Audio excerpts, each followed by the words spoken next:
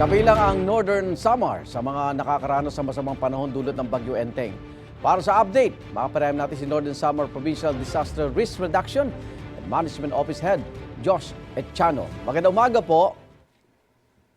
Hello, magandang umaga po, Sir Arnold, at magandang umaga din po sa tagapakinig ng Kamusta programa. kamusta na po ang panahon dyan ngayong umaga? Medyo makulimlim na lang, no? At merong madalas may light rains pang nararanasan. Ilang bayan po ang baha sa Northern Samar at saan po yung pinakamatinding binaha?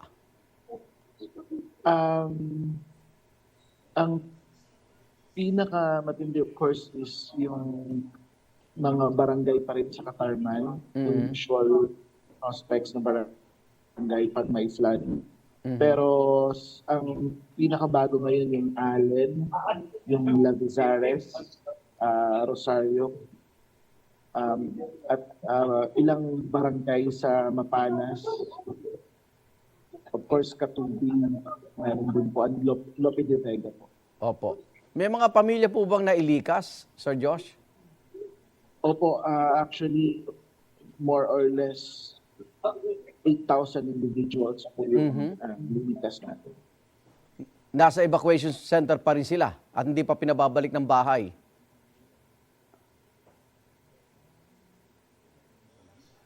Sir Josh? Yes po.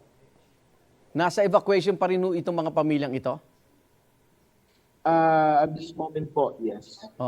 At yung mga bahay ba nila, mga ari-arian o palayan, may mga nasira din po ba? Wala pang specific data na consolidated, pero Opo. definitely sa reports po ay meron pong mga damages sa agriculture. Opo. Kailan po kayo nabigyan ng babala na may bagyo pong Enteng?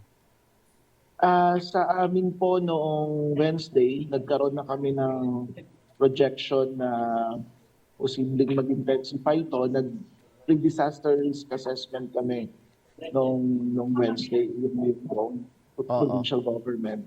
Opo. May mga stranded pa po ba sa mga pantalan, Sir Josh? Meron pa, mga 910 individuals, 120 plus na mga rolling cargos po yung nandun ngayon sa Alay. Maraming salamat, Northern Samar Provincial Disaster Risk Reduction Management Officer, Josh Echano. Ingat po kayo. Maraming salamat po, Sir Arnold, at maraming salamat po sa mga kababayan natin. Igan, mauna ka sa mga balita. Mag-subscribe sa GMA Integrated News sa YouTube. Sa mga kapuso abroad, subaybayan nyo kami sa GMA Pinoy TV at sa www.gmanews.tv.